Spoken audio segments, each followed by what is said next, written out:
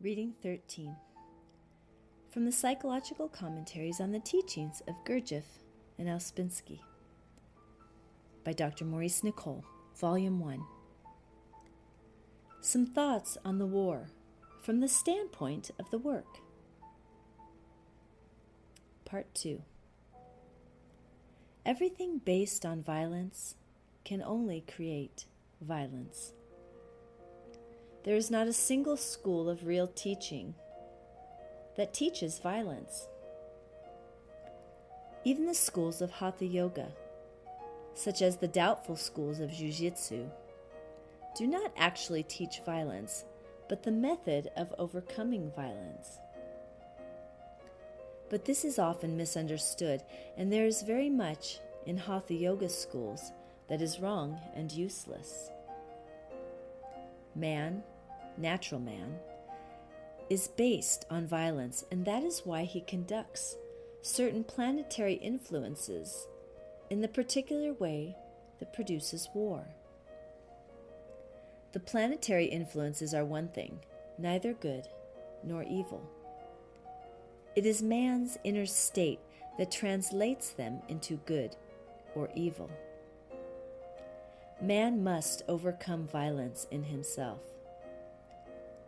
This is a very great issue, and a man must first of all study identifying in himself to its roots before he can understand what the overcoming of violence in himself means.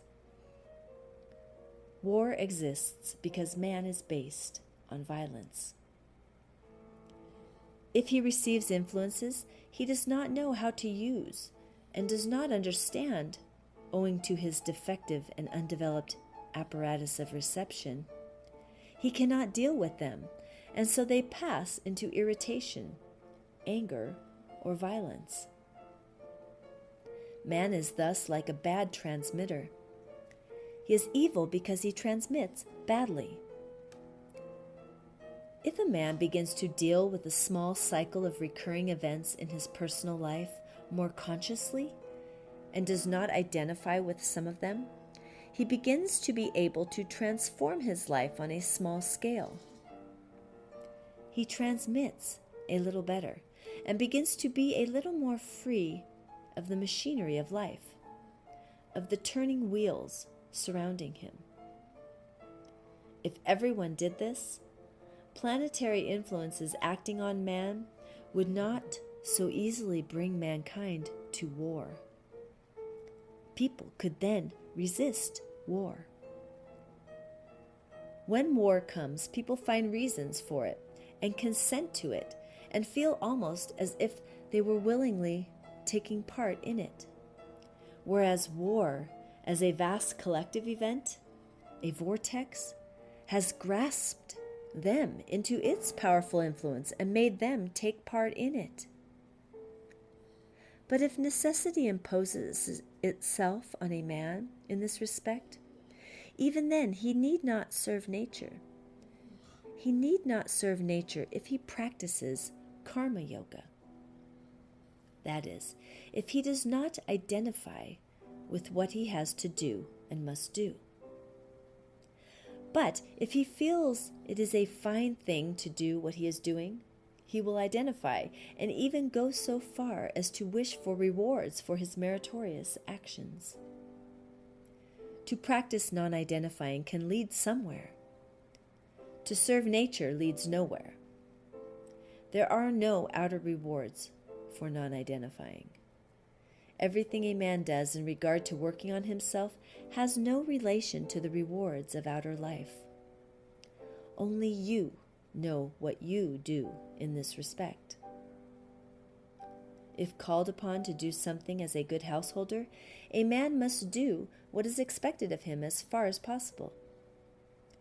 But you must remember that the definition of a good householder is that he is a man who feels his responsibilities and acts accordingly, but does not believe in life. This, at first sight, is an extraordinary definition. Let us consider what it signifies from one side. A good householder, in the work sense, is a man who acts conscientiously, as when, for example, he holds office, not from himself, but from fear of his reputation, or for gain, or in case he might lose power, etc. He does not believe in life, but sees life in a certain way and acts well, but not from himself. He does the right things, perhaps, but in a wrong way. This is why the path, or as it is called, the way of good householder, is so long and requires so many repetitions. You all know there is an important class of people who do their duty, not because they believe in life, but because they are influenced by merit, reward, ambition, power, money, and so on, and perhaps even by better ideals. They ascribe everything to themselves. Their attitude to life enables them often to act as if they were not identified, but they are identified in their own way. Yet they are very useful in life and give the impression often of sincere action. And to themselves, they seem sincere and honest. But in any situation that demands real sacrifice of their position, etc., they hesitate and find various reasons why they should not act in this or that way. They are in life, but they do not believe in life. The way of good householder is long because what is good in such people must be shifted from its basis and must become real and essential. A man may be a very good man mechanically, from personality, yet his goodness is not real. If a man does his duty in life as a good householder, he seems to come near to acting without identifying. Yet actually, he is very far from acting without identifying.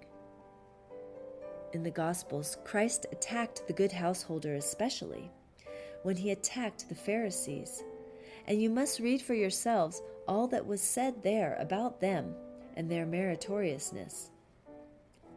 And perhaps Christ attacked them so powerfully just because they were the very people who could have understood and who would have been most useful.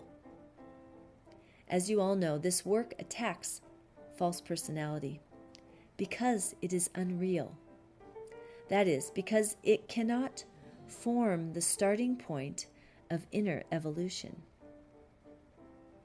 It would be possible to say very much more on this subject, but enough has been said to raise questions in your minds about the war and about understanding it from the ideas of the work.